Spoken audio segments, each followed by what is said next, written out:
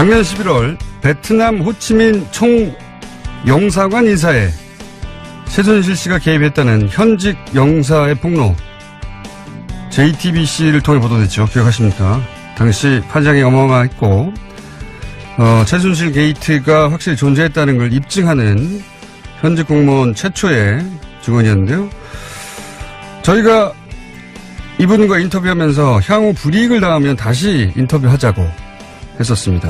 그런데 그 불이익을 당하고 있는 정황이 있어서 오늘 김재천 영사 직접 연결해 보겠습니다. 안녕하세요. 오랜만입니다, 영사님. 네, 오랜만입니다. 반갑습니다, 공장장님. 네, 예. 조만간 귀국하게 되신다는 얘기를, 명퇴를 하신다는 얘기를 저희가 전해 들어서 그 전에 현직에 계실 때 인터뷰를 하고, 그리고 명퇴를 하시기 위해서 한국에 오시면 그때는 스튜디오에 직접 모시기로 긴 시간 네. 예정해 두고, 예약해 두고, 우선 왜 이런 일이 벌어진지 오늘 간략히 한번 짚어보려고 합니다. JTBC 인터뷰 이후에 어떤 일들이 있었나요? 좀 간략하게 정리해 주시면.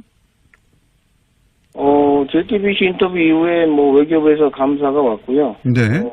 사실은 이제 세종학당이라고 저희 청년사관하고 이제 문화관광부 산하의 세종학당 재단하고 함께 최초 운영하는 표준 모델 세종학당이 이제 작년 12월에 오픈을 앞두고 있었는데. 세종학당이라는 사업을 준비하고 있었는데, 예. 예. 네. 그게 이제 전면 백지화 됐고요. 제가 문제를 외교부에 제기해서 외교부에서 이제 감사가 오게 됐는데, 네. 어제 다른 건 대충 하고 저를 집중 감사를 했죠. 그러니까. 어제 제가 저 때문에, 예. 제가 이제 전후를 잘 모르시는 분들을 위해서 잠깐 정리하면, 총영사가 바로 최순실 인사라고 했던 그 총영사입니다. 총영사가 의욕적으로 추진했던 세종학당이 외교부 감사로 중단이 됐는데, 그런데 외교부 감사에서는 그 책임을 오히려 김재천 영사님에게 묻더라, 이런 얘기입니까? 그런데 총영사의 결재를 받고 제가 이제 의욕적으로 추진했던 사업을 이제 총영사께서 이제 없던 걸로 했고요. 외교부에서 무관심하게 있었고, 거기에 대해서 제가 외교부에 지도 감독을 해달라고 했는데, 결국은 제가 저 때문에 이 세종학당이 안 되는 걸로 이제 그게 뒤집어 씌우는 결과가 돼서 저를 감사를 했죠. 약간 이상하게 됐는데. 결론적으로는 이게 다 그냥 아무것도 아닌 그 음해였던 걸로 결정이 났죠. 그러니까 총영사가 결재는 했지만 지금 영사님이 굉장히 중요하게 진행하던 사업이 있었는데, 세종학당이라는 그 세종학당이 합작, 예. 네네. 요 세종학당 사업이 인터뷰 이후에 갑자기 중단이 됐다. 그래서 감사를 요청했는데 거꾸로 영사님 때문에 중단된 것으로 뒤집어 씌우더라, 이런 얘기군요. 예. 감사를 당해야. 제가 말씀하십시오. 세종학당 재단 측에 사실 미안한 마음이 있죠. 저를 믿고 청원사관을 믿고 1년 동안 준비했는데 그것이 이제 안 되게 됐기 때문에 너무 예산적 낭비도 심하고 상당히 1년 동안 필요하게 된 게 상당히 개인적으로 굉장히 가슴 아프게 생각합니다. 총영사에 대한 관리 감독을 요청해서 지난 12월에 외교부 감사가 들어왔는데 총영사를 감사를 한 게 아니라 영사님을 감사했다. 예, 그런 얘기군요. 네. 그리고 또 여러 가지 자잘한 일들이 많았던 걸로 제가 들었는데, 그 중에서 발령 전보가 있더라고요. 지금 거의 그 주요 경력 대부분을 지금 베트남에서 계셨는데 17년간 25년 중에, 외교부 25년 중에 베트남 17년 근무면 베트남 그야말로 전문가신데, 발령 전보를 내렸다고요? 어떻게 내렸습니까? 저 같은 경우는 이제 그 관련 규정이 있어서요. 장관이 불가피하다고 인정하는 경우에만 이제 전보할 수 있게 돼 있거든요. 네. 제가 베트남 전문가이기 때문에 제가 이제 그 전담직이라고 하는 베트남 붙박이라고 하는 그런 직을 선택을 했는데 승진 포기하고. 근데 그것에 무관하게 이제 오래 근무했다라는 대충 그런 이유로 해서 서울로 한국으로 발령나게 됐습니다. 서울로요, 갑자기.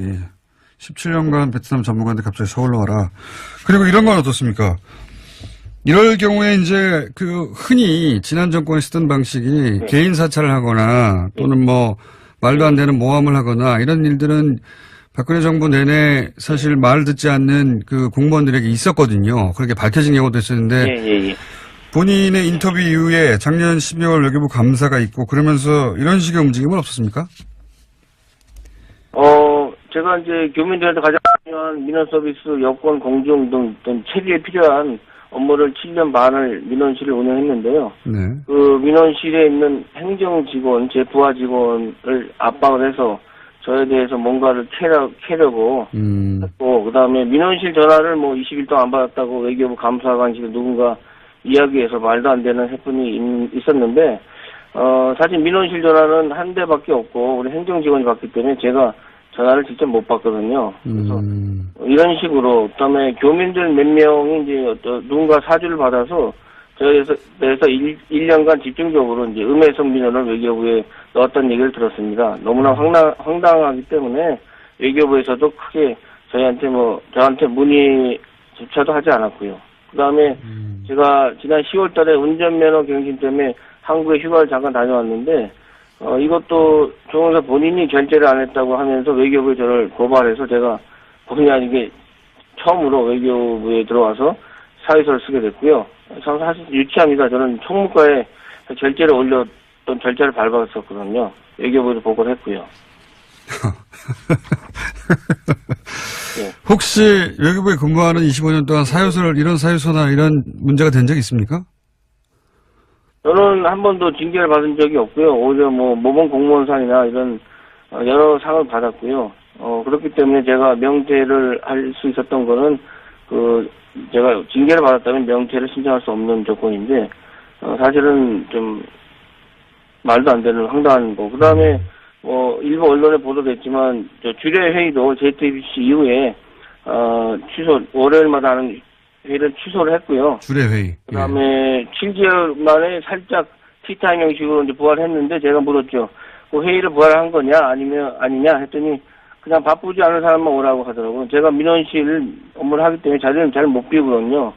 그런데 그것조차도 아마 외교부에 제가 회의를 참석 안 하고 그런 게을리한다 이런 식으로 보고했을 것으로 추측합니다. 사실 1년 동안 총무사 얼굴을 한 번 못 봤고요. 다른 용사들 얼굴 10명 됐는데 얼굴도 제대로 못 보고 나름 투명 인간으로서 총무사관에서 좀 고립됐습니다. 몸은 제가 편했는데 원래 제 모습이 아니기 때문에 뭔가 좀 일을 만들어내고 아이디어를 짜고 해서 이런 일들을 창의적으로 하는 스타일인데 마음이 편해야 하는데 그게 아니다 싶은 생각을 사실 1년 동안 했습니다. 총영사 얼굴을 못 본 지가 1년이 됐어요?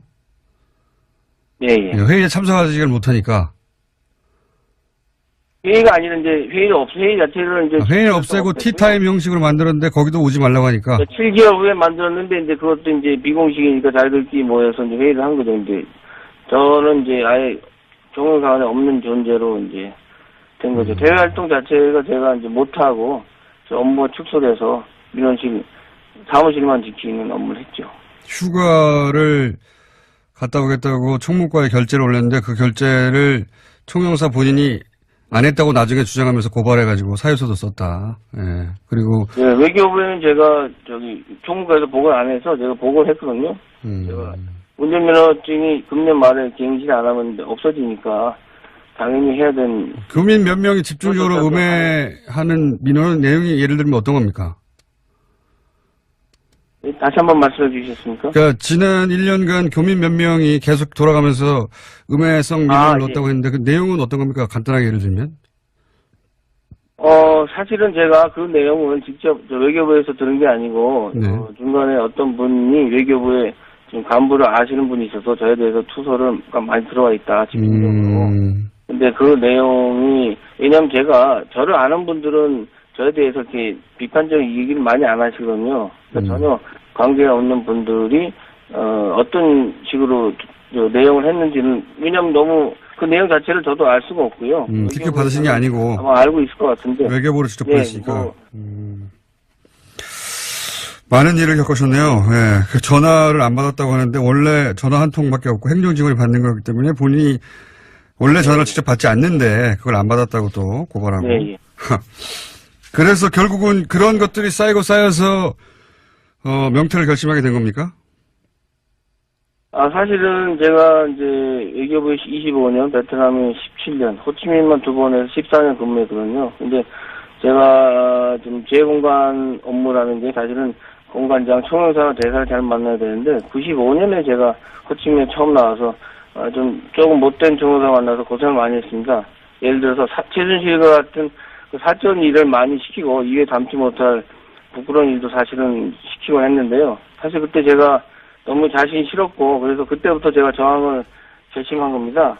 그러니까 승진도 안 되고 또 윗사람 말 안 들으니 힘든 시간이 많았죠. 그런데 이제 외교부에서 저희 정체성을 찾게 한 것이 사실은 노무현 대통령께서 이제 만드신 각 부처 혁신 토론방이었는데 그때 제가 노무현 정부 들어서 혁신안을 자체적으로 많이 냈죠, 실명으로. 이런 것들이 반영된 것도 있고, 근데 그것 때문에 찍혔고요. 이제 외교부 직원들, 하위 직원한테는 제가 많은 지지를 받았지만, 간부들에게는 문제 인물로 찍혀서 좀 고생을 했습니다. 참, 개인적으로 힘든 시기였죠. JTBC 인터뷰는 사실 그렇다면, 그렇게 쌓여있던 문제의식이 한 번에 터진 거군요, 말하자면. 예, JTBC 인터뷰는 사실 필연적 운명이라고 생각합니다. 그냥 지나칠 수 있었지만 제가 평소에 문제의식을 갖고 비판하고 행동해왔던 일이었기 때문에 그냥 따지지 않고 할 수 있었죠. 사실 외교부에서 사직은 오랫동안 생각했던 거고요.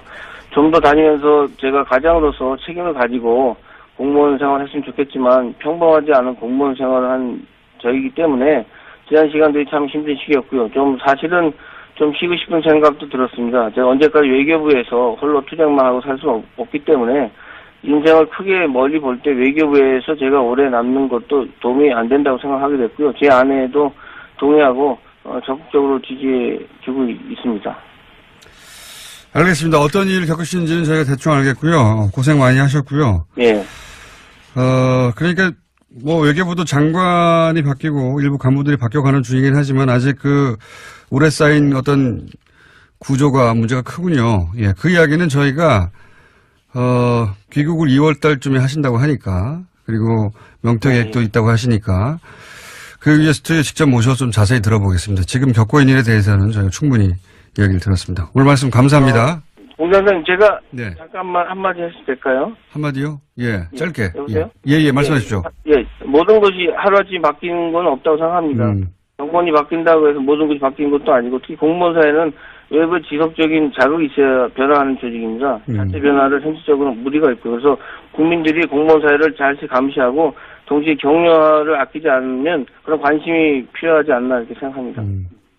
감시와 격려를 동시에 필요로 한다. 알겠습니다. 오늘 말씀 감사합니다.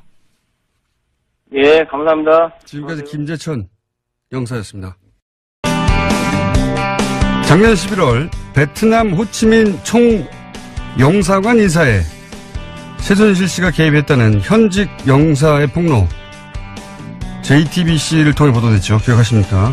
당시 파장이 어마어마했고 최순실 게이트가 확실히 존재했다는 걸 입증하는 현직 공무원 최초의 증언이었는데요. 저희가 이분과 인터뷰하면서 향후 불이익을 당하면 다시 인터뷰하자고 했었습니다.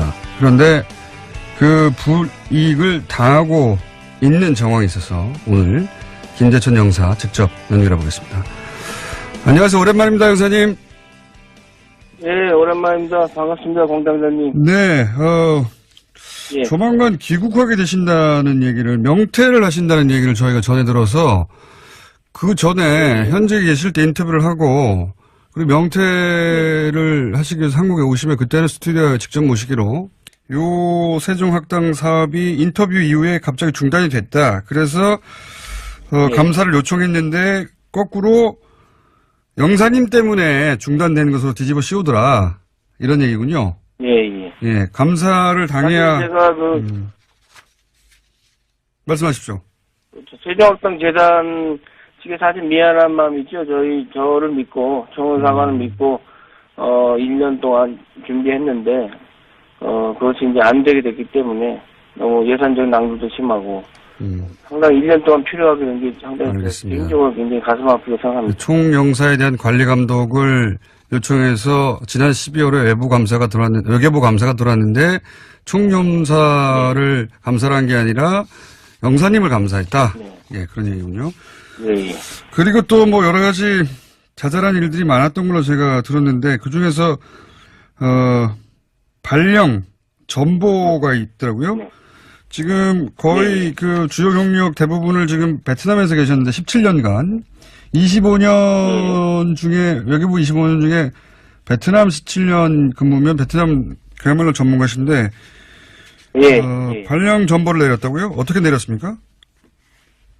저 같은 경우는 이제 그 관련 규정이 있어서요. 장관이 불가피하다고 인정하는 경우에만 이제 전보할 수 있게 돼 있거든요. 네. 제가 베트남 전문가이기 때문에 예. 제가 이제 그 전담직이라고 하는 베트남 붙박이라고 하는 그런 직을 선택을 했는데 승진 포기하고 예. 근데 그것에 무관하게 이제 뭐 오래 근무했다라는 대충 그런 이유로 해서 서울로 한국을 발령 나게 됐습니다. 서울로요, 갑자기. 17년간 베트남 전문가인데 갑자기 서울로 와라. 그리고 이런 건 어떻습니까? 이럴 경우에 이제 그 흔히 지난 정권에 쓰던 방식이 네. 개인 사찰을 하거나 또는 뭐 말도 긴 시간 네. 예정해 두고 예약해 두고 우선 왜 이런 일이 벌어진지 오늘 간략히 한번 짚어보려고 합니다. JTBC 인터뷰 이후에 어떤 일들이 있었나요? 좀 간략하게 정리해 주시면. JTBC 인터뷰 이후에 뭐 외교부에서 감사가 왔고요. 네.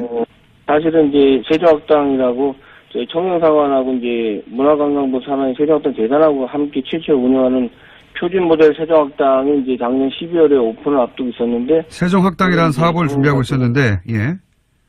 예. 네. 그게 이제 전면 백지화 됐고요. 제가 문제를 외교부에 제기해서 외교부에서 이제 감사가 오게 됐는데, 네. 어제 다른 건 대충 하고 저를 집중 감사를 했죠. 그러니까. 어제 제가 저 때문에, 예. 제가 이제 저 전후를 잘 모르시는 분들을 위해서 잠깐 정리하면, 총영사가 바로 최순실 인사라고 했던 그 총영사입니다. 총영사가 의욕적으로 추진했던 세종학당이 외교부 감사로 중단이 됐는데, 그런데 외교부 감사에서는 그 책임을 오히려 김재천 영사님에게 묻더라, 이런 얘기입니까? 근데 총영사의 결재를 받고 제가 이제 의욕적으로 추진했던 사업을 이제 총영사께서 이제 없던 걸로 했고요. 외교부에서 무관심하게 있었고, 거기에 대해서 제가 외교부에 지도 감독을 해달라고 했는데, 결국은 제가 저 때문에 이 세종학당이 안 되는 걸로 이제 그게 뒤집어 씌우는 결과가 돼서 저를 감사를 했죠. 약간 이상하게 됐는데. 결론적으로는 이게 다 그냥 아무것도 아닌 그 음해였던 걸로 결정이 났죠.